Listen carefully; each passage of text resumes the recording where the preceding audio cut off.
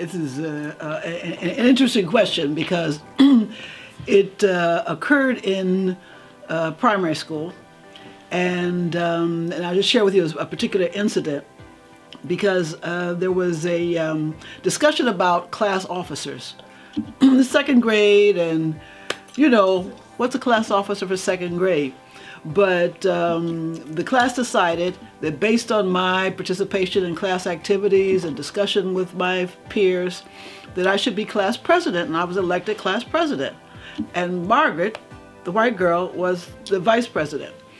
Well, at the end of the day, the teacher called Margaret and I up to her desk and said that she understood why the class had voted as it did, but in fairness to me, so that I would not have unrealistic expectations moving forward in life, it was important for her to reverse the rules, because I should not expect to be president or give leadership in a context outside the class. And so she would announce to the class the next day that Margaret was actually the president and I would be the deputy. So I thought that would be very strange, but I went home and shared that with my parents. And I saw the look that went back between them. And the next morning, my mother always took my father to work. And the next morning, she said, I want you to ride with me because I'm going to go to school with you after I drop your father off. Well, you can imagine, not only were the roles reversed and I was class president and acknowledged for all the past leadership activities I had performed within the class and the school as a whole, but also my parents got the teacher not only out of the school, but out of the system. Because they said she should not be allowed not only to not damage our children, but any children. So as a teacher, who was she to limit a child's dreams or abilities or capacity? And so within 3 years, she was out of the system.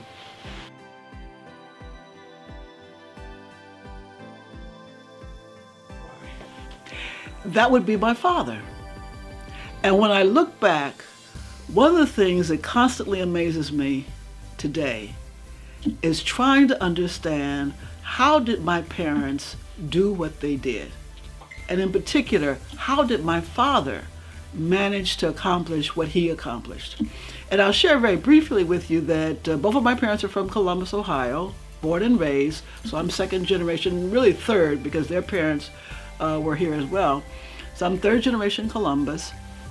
And he was at North High School and then finished, started Ohio State, and then the call came for World War II and for sign up. And because he belonged to a group of young men who were very athletic and, very assertive and sure of themselves, he decided to join the Marines and went to Mumford, exactly. And as you perhaps are aware, they were one of the first group of African American young men to join what was the most segregated branch of the service at that time. And he suffered for it in many different ways. And then eventually was sent abroad to the South Pacific Theater of War. And while there, unfortunately stepped on a landmine that damaged his face and took out his eyes. So he came home from World War II completely blind. And although there are many people who talk about the inability of African American men to access the GI Bill, he not only managed to, but he made sure that he got every benefit that was available, so that he was retrained. He attended Ohio State, he completed his degree, went to Central State, became a professor at Central State, and went on from there. All right? And in fact, that was how my parents met. He says they met before the war. She says she doesn't remember. He couldn't have been so fantastic. But she signed up as part of her social work activities to read to the blind, because at that time the works weren't translated into Braille, et cetera, although he knew Braille. But she read to him the books that he was that were required for his courses, and assisted with the process. And they developed a relationship from that working relationship. But he became a professional.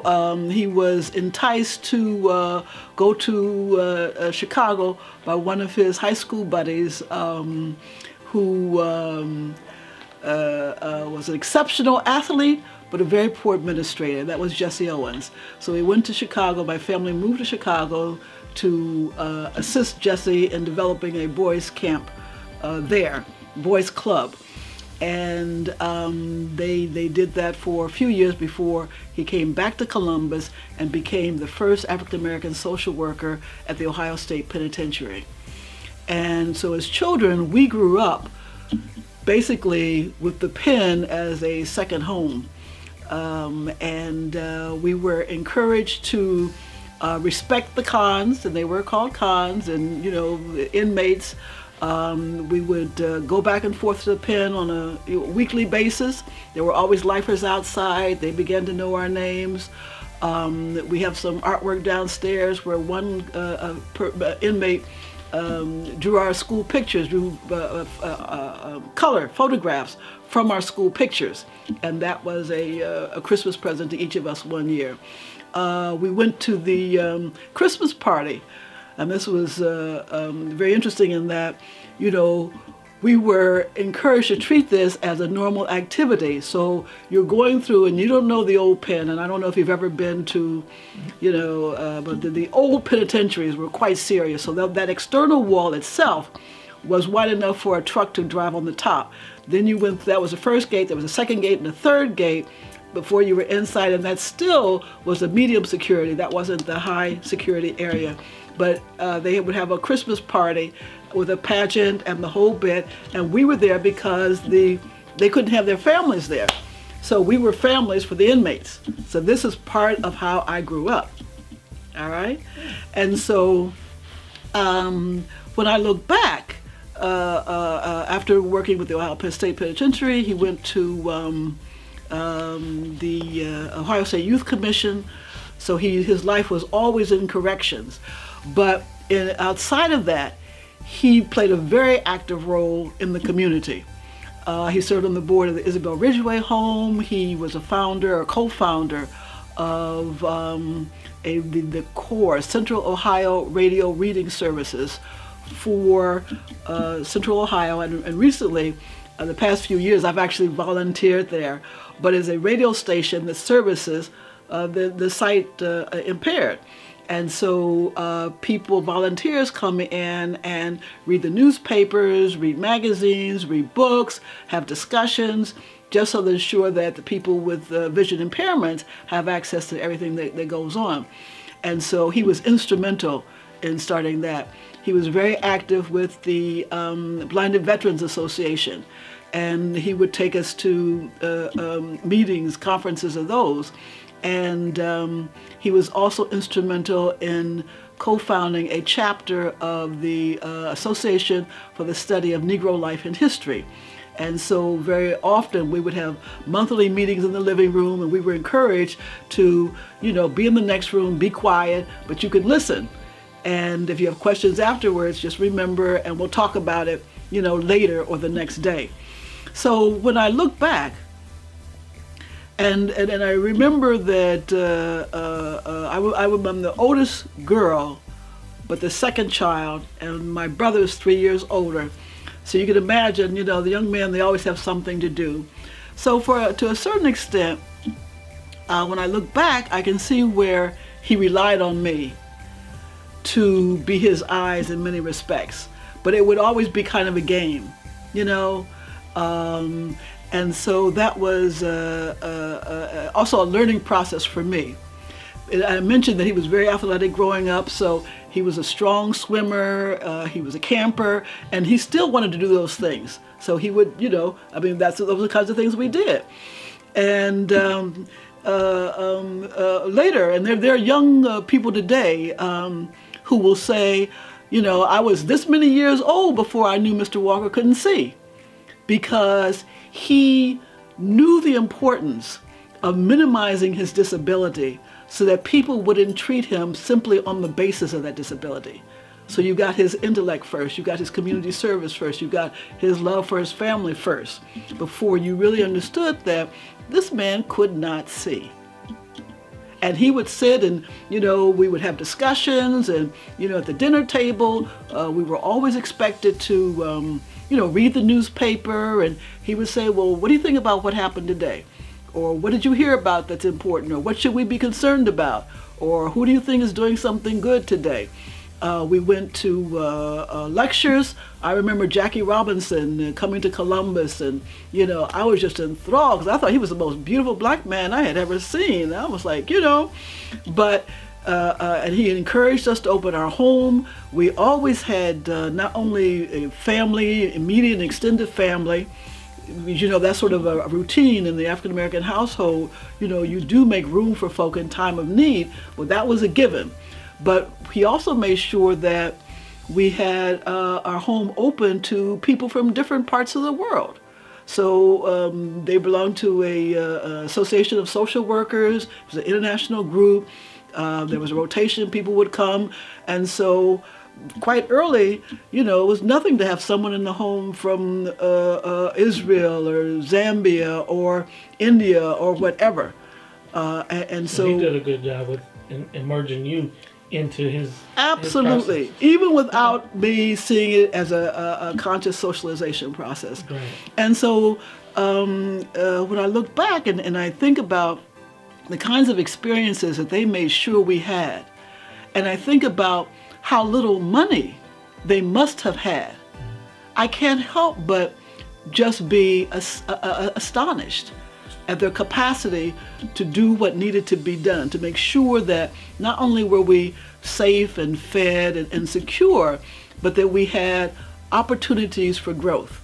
And so in the summer time, if we wanted to take extra lessons or do something, we did. We traveled to family. His parents lived in Cleveland. We would go there, other extended family in Circleville, so there was a consistent effort to make sure that we were grounded. What do you enjoy doing?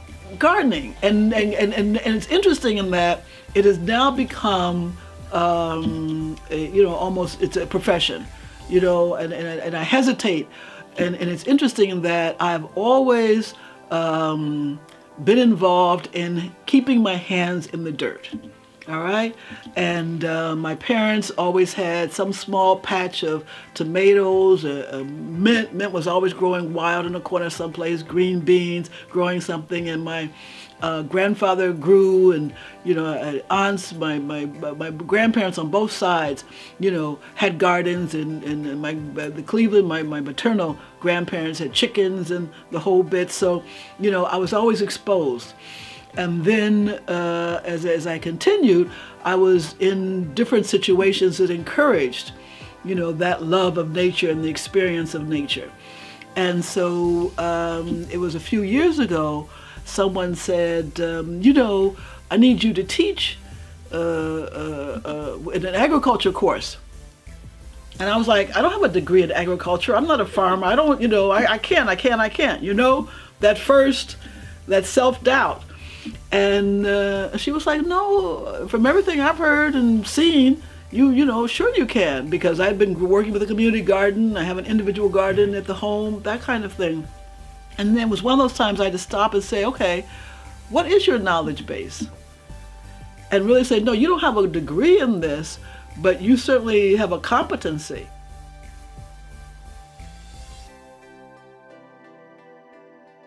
That I'm a fairly well-accomplished cook. Okay. It's no problem at all for me to do a meal from scratch for 50 to 100 people. Wow.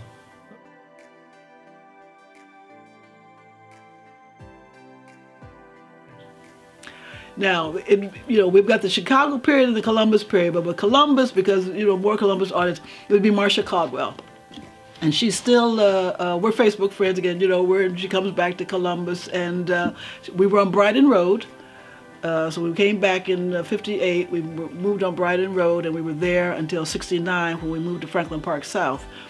And Marcia was down the street, and we went to school together, and we hung out, on the corner together.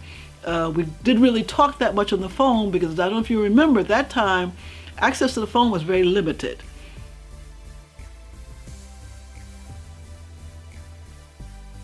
In 1963, my mother took my oldest brother to the March on Washington, and I wanted to go. And she said, no, you're too young. If something happens, we're going to be stuck. And, at least he was 15, 16. He'll know how to get around on his own. I'm not so worried. And my father, about 2 weeks later, took me to the national meeting of the Association for the Study of Negro Life and History in Chicago. And I thought that was a very raw deal. Yeah. But I had some other experiences later that made up for it, so it was okay.